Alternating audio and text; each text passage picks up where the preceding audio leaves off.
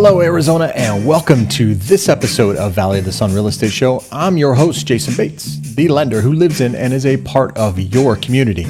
If you want to reach out to the show, well, hey, I would love to hear from you, and you can do so by visiting my webpage at www.valleyofthesunrealestateshow.com. From there, connect with me on any social media platform. I'd love to connect with you on social media. Hey, if you're a first-time listener, thank you for choosing this podcast over all the other podcasts that are out there. I know there are many, and so by you choosing this one, I am truly humbled by your choice. So thank you, and please share with your friends and family if they're looking to purchase or refinance a home here in the state of Arizona. I certainly would love the opportunity to earn your business or their business. So thank you very much for taking time to listen to what I have to say.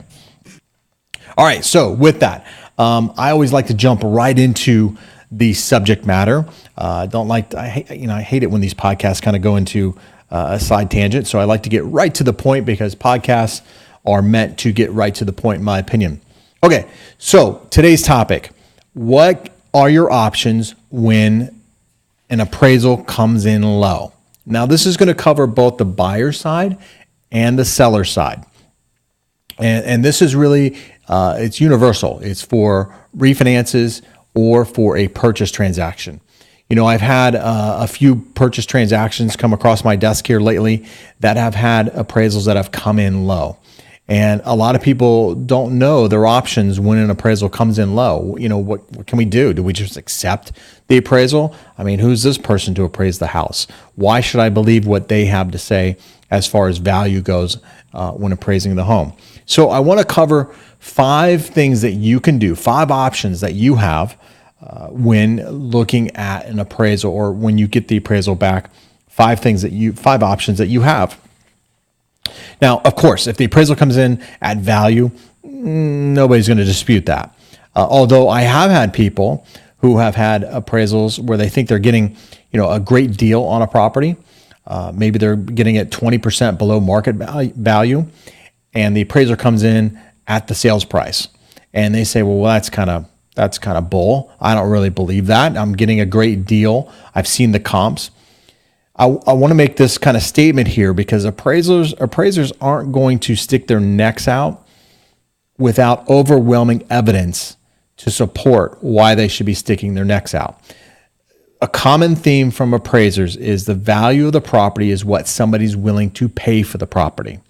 And so all they're there to do is to support what you're willing to pay for the property. So what does that mean? That means that if you're willing to pay $100,000, yeah, the comps may support $120,000, but to you, that property's worth $100,000. Otherwise, you'd be paying $120,000. So therefore, the property is worth what you're willing to pay. So appraisers aren't going to stick their necks out to a great deal or at a great deal just to satisfy that you're getting a great deal on the home. So keep that in mind. Appraisers typically will come in at value or at asking price unless there's overwhelming evidence to support otherwise. Okay, so with that out there, first thing that you can do if the appraisal comes in low and you feel that it's not an accurate appraisal, first thing you can do is appeal the appraisal. Now, this is a process. This isn't something that you just say, "Hey, I disagree with the appraisal, therefore you need to change the value." No, we need to have evidence or we need to have support to support why we're disputing the value of that property. And so what does that mean? Well, we got to have the realtor, if you're doing a purchase, we need to have the realtor do some research on homes that have closed in that area that are like and similar. They can't be across the street. Phoenix is kind of notorious. We have these, busy streets, every mile.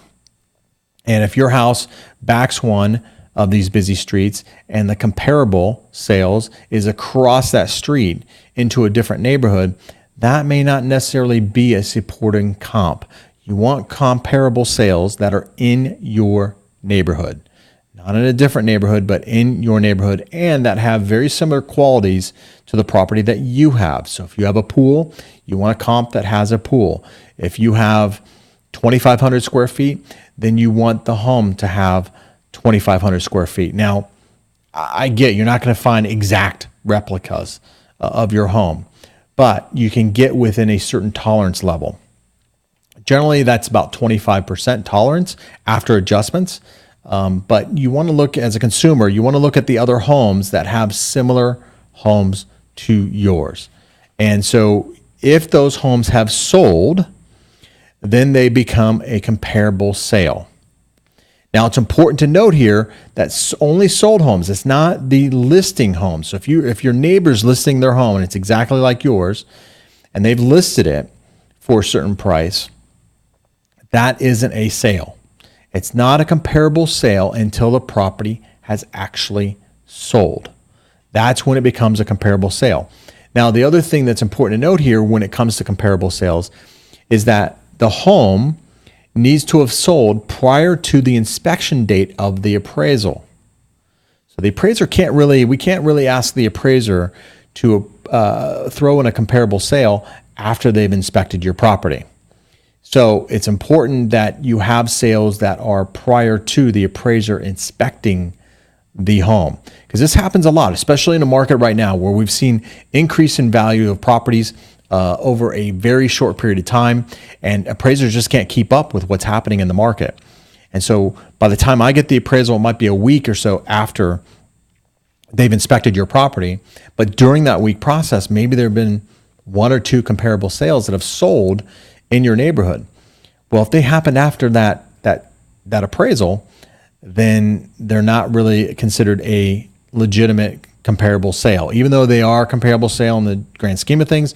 For that particular appraiser, on that particular appraisal, it's not a comparable sale. Well, they can't go back and undo or unsee what they've seen. So make sure that you have comparable sales that are prior to the inspection date of the appraisal. Now, we can have listings because they are a good indicator of where the market's going, and those can affect adjustments. But I'll tell you, most appraisers aren't going to make adjustments for listings. They're just not going to do it. I've never seen an appraiser take a listing, even though they may have them on the appraisal, because they do on occasion have listings on the appraisal to show the market data, how long a property may stay on the market, what the going trend is, if it's an upward trend, if it's a stagnated trend or a downward trend in values in a particular neighborhood. They will throw listings on there to show what the market's doing in that area. But again, I every time I see somebody who says, "Hey, I got listings, I got these," this my neighbor across the street is asking this price. Okay, that's great. Has it sold? No, it hasn't sold. Okay, then we know what it's not worth, because it hasn't sold at that price. It's probably not worth that. Although they may get an offer later, and once it's sold, then it becomes a legitimate comparable sale. Now, the appeal process too is handled through your lender. You can't call the appraiser directly and throw these comparable sales to them. They're probably not going to change their value. And with that being said, appraisers have a tendency not to adjust the value of the property. And this is so frustrating for the consumer. It's frustrating for us as lenders as well, because all we want is something that's fair. We want a fair assessment of the value of the property. And some appraisers get it right, some appraisers get it wrong. And the unfortunate part about what's happened in our industry is that you have certain appraisers, before the Dodd-Frank Financial Reform Act and the SAFE Act and all that, lenders could actually call the appraiser. And I would have relationships with appraisers who specialized in the luxury home market, for example, or specialized in new homes versus existing homes. Now that isn't the case. We have appraisal management companies that are put in place, and they do a round robin approach to the appraiser, and then they pick the appraiser who they feel best accommodate the type of appraisal that's being asked for. So whether it's FHA, VA. Now VA is a little different because VA is handled through the VA portal, which is a totally separate deal. However, 90% of the appraisers out there are handled through the appraisal management company, that then they pick the appraiser that they feel is best suited for that. And that's not always the best choice, right? I mean, there are mistakes that can be made there. And so with that being said, this appeal process, we have to have overwhelming evidence as to why that appraiser didn't appraise that property correctly. Maybe they missed something. We're all human, and we get that. But the frustrating part is that you can't always get an overturned value. A lot of appraisers out there feel that they don't have any reason to overturn anything. And to some degree, when they have an appeal, there's a mistake made. And nobody likes to admit that they made a mistake, especially when it comes to appraisals and how important an appraisal is to the whole transaction of a real estate transaction. So nobody likes to admit that they've made a mistake. However, they are made, and the appeal process is put in place to correct any of those mistakes. Now, I just had this come up 2 weeks ago, as a matter of fact. Appraisal came in ridiculously low. I mean, it came in about $30,000 low, lower than what, and my consumer, or my client here is a seasoned realtor. She knows the market very well. She knows what's happening out there. She knows what the asking prices are on these homes. And so she was very savvy about what she felt the value of the property was. And so she had documentation to support this. She had all of her ducks in a row. She had everything put in place. She had she had pictures of properties. She had everything in place, overwhelming evidence to support why she felt the property was at a higher value. Remember, the lender, I'm not the enemy here. I don't see the properties. I just don't see them. So you're the realtor, and you, the consumer, you're the ones who see the properties. You're driving the neighborhood. I'm kind of in the dark when it comes to that. So I really rely on you, the consumer, and the realtor as my eyes and ears for the property. But she had overwhelming evidence to support a higher value. We supplied this evidence, and we had 3 additional comps that also supported the value. I contacted my appraisal management company. They saw the mistake.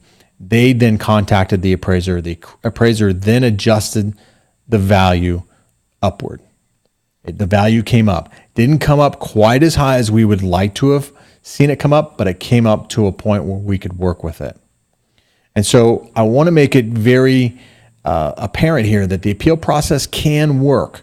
So don't think that by appealing something on an appraisal that it's all for naught. It does work, but you got to have your ducks in a row. You can't just be angry and disgruntled about something and expect a turnaround of the value or the opinion of value from the appraiser, because it just doesn't work. Okay, so now that's number 1. And I've got 5 of them here. Number 2 is if the appraisal comes in low and you don't have enough to appeal the appraisal, the next thing then is and this is for you home buyers out there looking to purchase a home, you can go back to the seller and negotiate the sales price. And this is something where you need to have a good realtor on your side and say, hey, look, the appraisal came in low. I'm not willing to pay or overpay for a particular property. And your realtor is going to go back and talk to the listing agent, who's going to talk to the seller. And they're going to then determine whether or not they can afford to lower the sales price. Because remember, on the sales side here, if you own the home, this is your castle, and you're expecting to make a certain amount of profit on that home. And if you don't get that profit, then it's a little disappointing. And so there's going to be emotions that are going to be tied to that disappointment. And so they're going to be a little reluctant to come back and just lower the sales price because an appraiser said that they lowered the sales price. Or the appraiser came in at a lower value. Now, with that being said, as a seller, you have the same rights as a buyer to challenge and appeal that appraisal. You don't have to accept what the buyer's appraiser is willing or has deemed as a value of that property. You as a seller, if you have overwhelming evidence and you have all your supporting documentation, you certainly can appeal or have the lender appeal that appraisal. Just like if you're the consumer and you want to appeal the appraisal, you certainly can do that. Either way, although as a consumer, most consumers on a purchase transaction don't want to appeal the appraisal because they'd rather have the appraisal come in low, because then they feel like they're getting a good deal because they don't have to finance as much and they don't have to pay as much for that particular property. This is probably going to become more more commonplace right now, especially under the $250,000 price range here in Phoenix, Arizona, because it is a high demand price range. Because there's high demand for this, sellers know this, and they're pricing their properties pretty aggressively, and it may not be in tune with what the actual market will support as far as value. Also see this quite a bit in the higher end, $2 million and above properties. There's a lot of, people import, marble from Italy, and they want to incorporate all the cost of that import, and it doesn't necessarily translate into value on the home. So you see a lot of discrepancy, especially in the $2 million and above, because it's custom, and what's custom to you isn't necessarily custom to somebody else. And so these appeal processes on the higher ends also are pretty effective, as long as we can support and have documentation to support the reason for the appeal. Now, when it comes to these appraisals, when you're negotiating with the seller, or you're the seller of a home, and the value comes in low, it's important to note here the type of financing that the buyer is getting, because if it's FHA has a certain period of time that the appraisal is good for, and it's documented through a case number. And a case number, an FHA case number, is assigned to a property address. This is why, as a seller, when you have an FHA appraisal done, that appraisal can tend to stick with that property for up to 150 days. It can even go longer than that in some cases. It can go as long as 240 days. And I know there's a lot of people saying 180 days for an appraisal. An appraisal on an FHA loan actually lasts for 120 days. If an underwriter approves the consumer, the buyer, for that home within 120 days, or just at the end of that 120 days, then the underwriter can extend the value of that appraisal for an additional 30 days to accommodate the closing of that particular home. So that's where I come up with 150 days, or that's where HUD comes up with 150 days. Now, there are circumstances where they could extend it for an additional 120 days, especially on construction deals and things like that. That's why it can go up to 240 days in total for an appraised value. So why is this important to the seller? Well, if it's important to the seller because you may be stuck with that value, that lower value of an appraiser for up to 120 days, because remember, it's attached to the case number, and any new appraiser coming in, if you said, hey, scrap that appraisal, I want a whole new appraisal, that's fine. You can do that. The new appraiser is going to see that another appraiser appraised that property, and they're going to see the value that appraiser came up with, and the new appraiser is going to have overwhelming evidence to override a previous appraisal that's done within that time frame. And so there has to be, just a lot of evidence to support why the new appraiser would appraise the home for a higher value. So keep that in mind when you're looking at that. Existing on VA loans, on a VA loan, those VA loans appraisers are good for 12 months.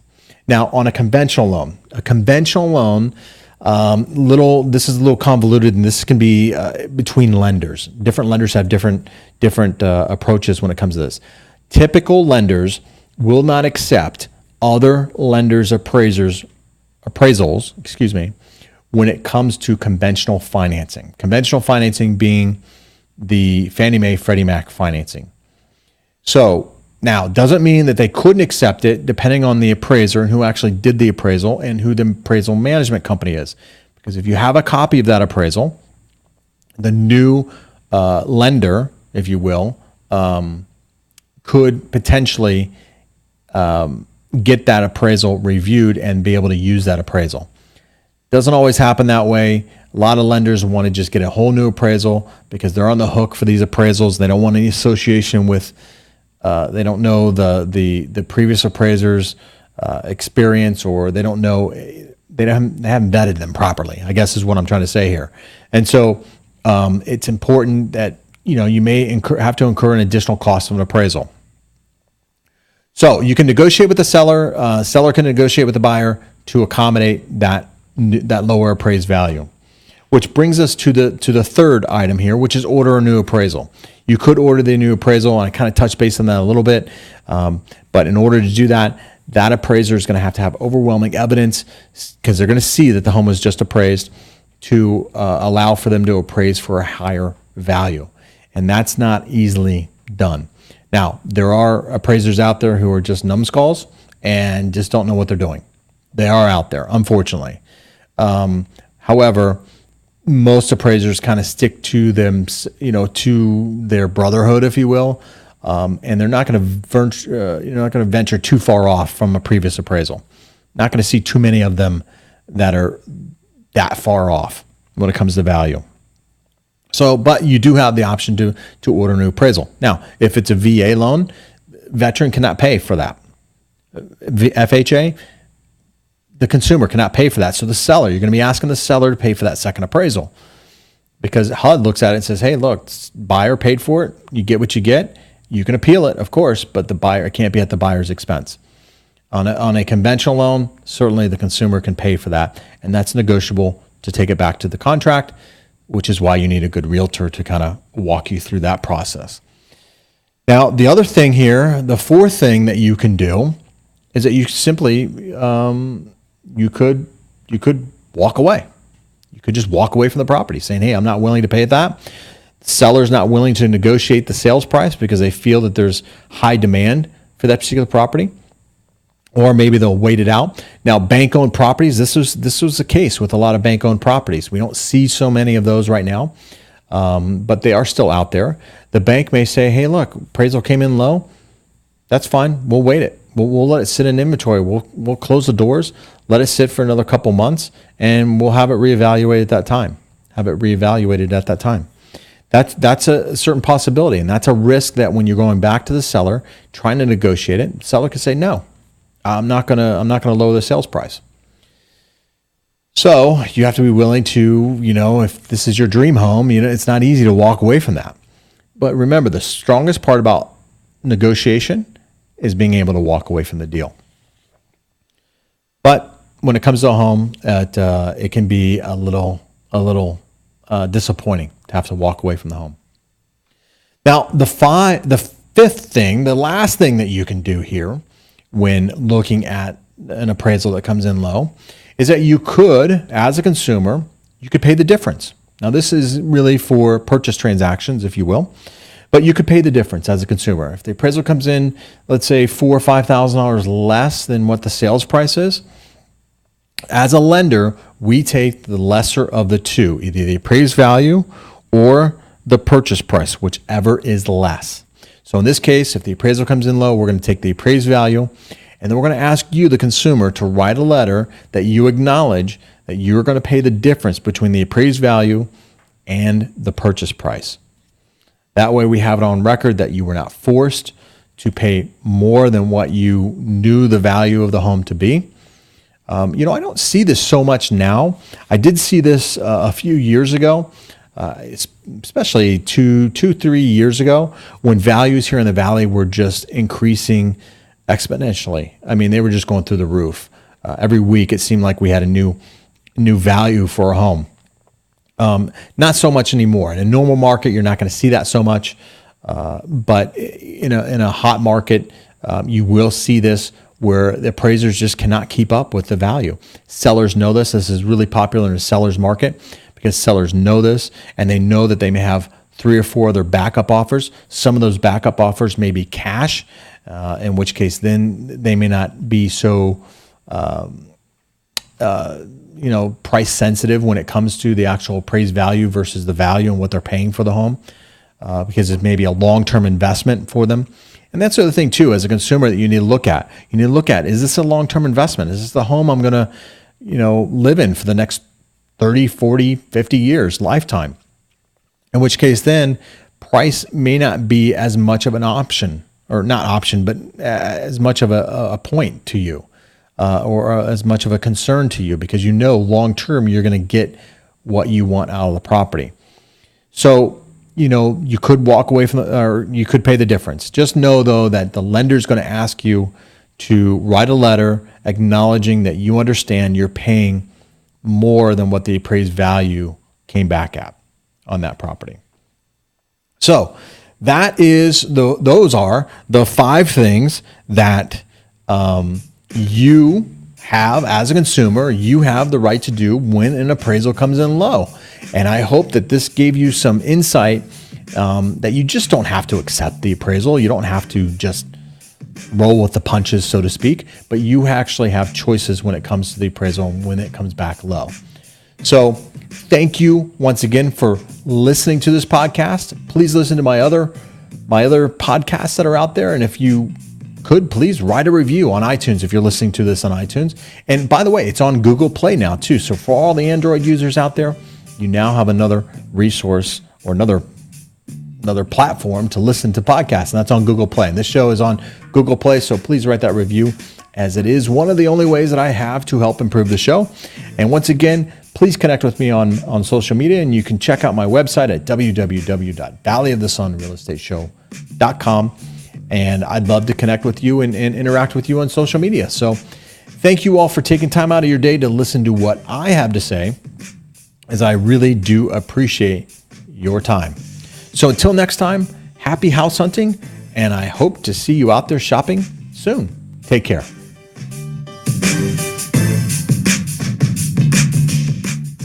Jayson Bates, NMLS 220798, mortgage banking license 1496, equal credit opportunity lender, sound effects provided by soundj.com.